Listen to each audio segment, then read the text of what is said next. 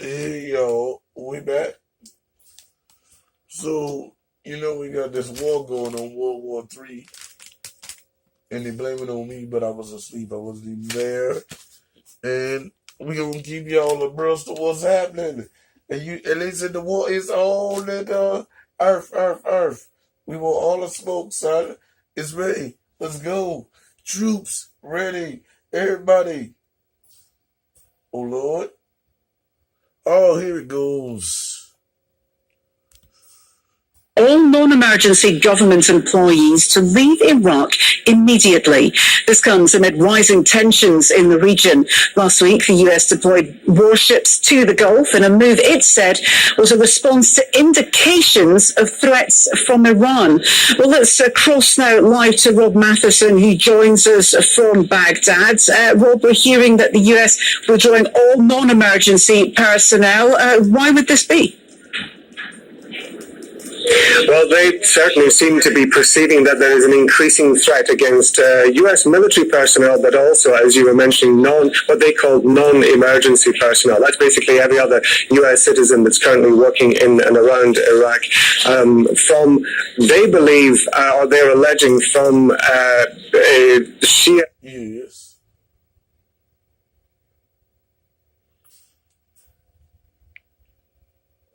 Armed groups here in Iraq, many of which have links to Iran.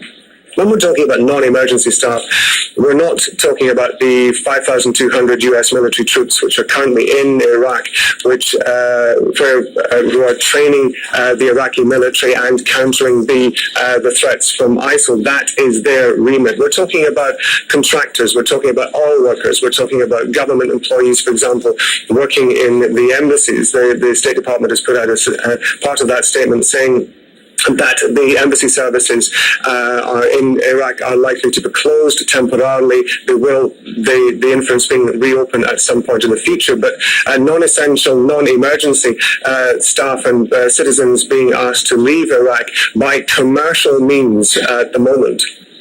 Meanwhile, Rob, there have been conflicting messages from within the anti-ISIL coalition about the general threat level posed by Iran. That's right. It's been quite an interesting past 24 hours.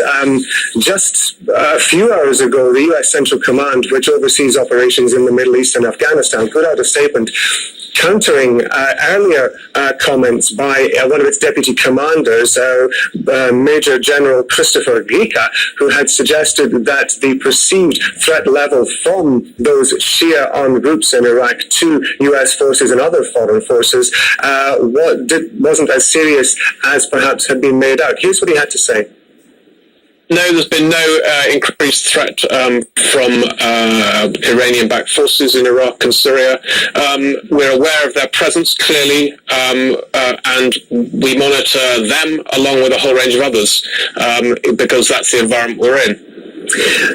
Now, the very interesting thing about this is that, as I say, just a few hours after that, U.S. Central Command put out a statement saying that, to all intents and purposes, it got it wrong, that in fact there was a significant increase in the threat level from Shia armed groups here in Iraq, as I say, many of which are linked to Iran.